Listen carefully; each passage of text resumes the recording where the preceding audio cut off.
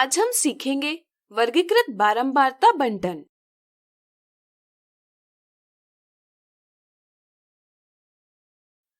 प्रतिवर्ष आपके स्कूल में फिटनेस टेस्ट अवश्य ली जाती होगी। आदर्श विद्यालय में भी फिटनेस टेस्ट ली गई, जिसमें बच्चों की पल्स रेट इस प्रकार प्राप्त हुई।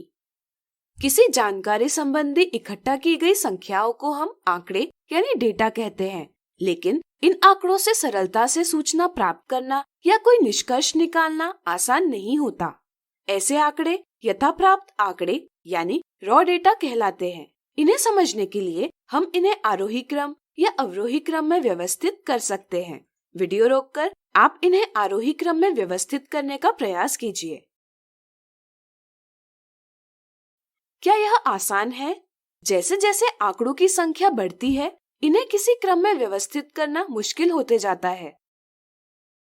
इन्हें व्यवस्थित करने का एक और तरीका है कि हम एक सारणी बनाकर उसके एक स्तंभ में पल्स रेट लिखें और दूसरे स्तंभ में पल्स रेट कितनी बार दोहराई गई है इसे मिलान चिन्हों के रूप में दर्शाएं और तीसरे स्तंभ में मिलान चिन्हों की गिनती लिखें।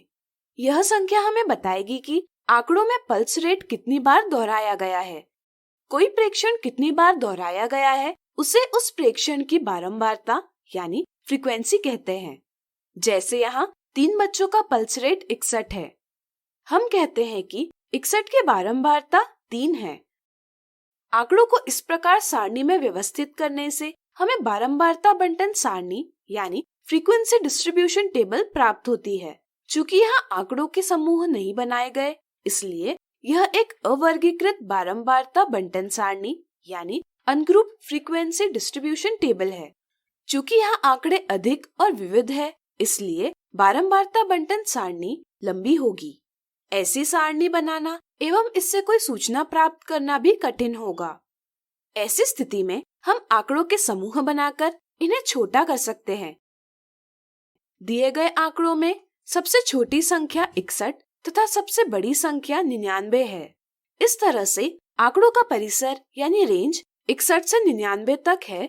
इसलिए हम इस प्रकार समूह बनाएंगे कि जिनमें 61 या इससे अधिक और 99 या इससे छोटी संख्या का वर्गीकरण किया जा सके। यहाँ हम 61 से 65, 66 से 70, 71 से 75 इत्यादि समूह बना सकते हैं।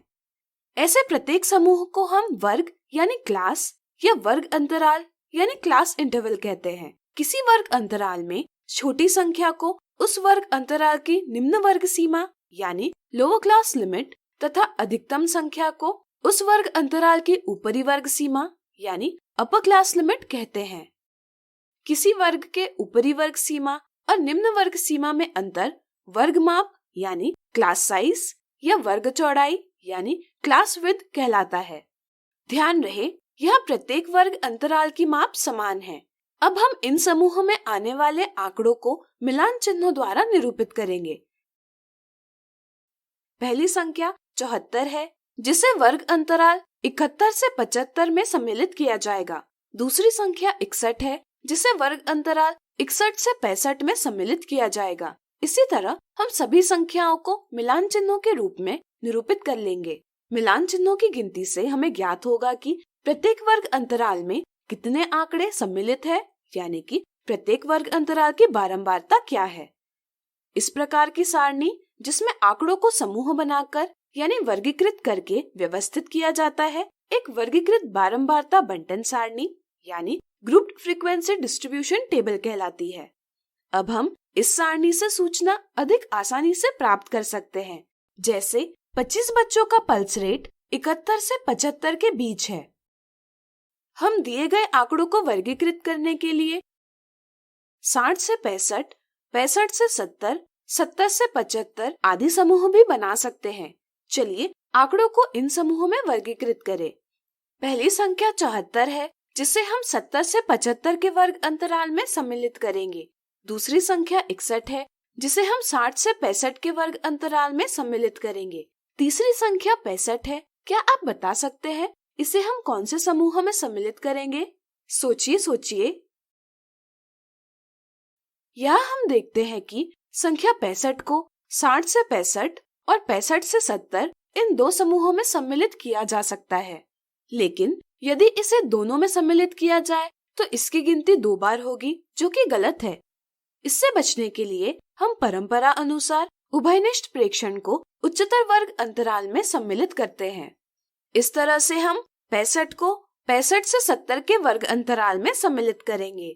इसी तरह हम सभी संख्याओं का वर्गीकरण कर लेंगे। इस तरह से हमें यहाँ भी एक वर्गीकृत बारंबारता बंटन सारणी प्राप्त होगी। चलिए पहली सारणी की तुलना इस सारणी से करें। क्या आपको दोनों में कोई अंतर दिखाई देता है? सोचिए सोचिए। चलिए हम बताते हैं। इस सारणी में किन्हीं भी 2 वर्गों में निम्न वर्ग सीमा या ऊपरी वर्ग सीमा उभयनिष्ठ नहीं है, यानी कि वर्गों का अतिव्यापन यानी ओवरलैपिंग नहीं हो रहा। जब वर्ग अनतिव्यापी यानी नॉन ओवरलैपिंग हो तो आंकड़ों का ऐसा वर्गीकरण या बंटन असतत बारंबारता बंटन यानी डिस्क्रीट फ्रीक्वेंसी डिस्ट्रीब्यूशन कहलाता है। इस तरह से यह एक असतत बारंबारता बंटन सारणी है। यदि इस सारणी की बात की जाए तो इसमें वर्गों का अतिव्यापन हो रहा है, यानी वर्ग अतिव्यापी है। आंकड़ों के ऐसे बंटन को हम सतत बारंबारता बंटन यानी कंटिन्यूअस फ्रीक्वेंसी डिस्ट्रीब्यूशन कहते हैं। इससे हमें सतत बारंबारता बंटन सारणी प्राप्त होती है। अगले वीडियो में कुछ उदाहरणों को देखते हुए हम इनके बारे में अवश्य चर्चा करेंगे। आज हमने सीखा वर्गीकृत बारंबारता बंटन। अगले वीडियो में इनसे जुड़े कुछ दिलचस्प उदाहरणों को हल करेंगे।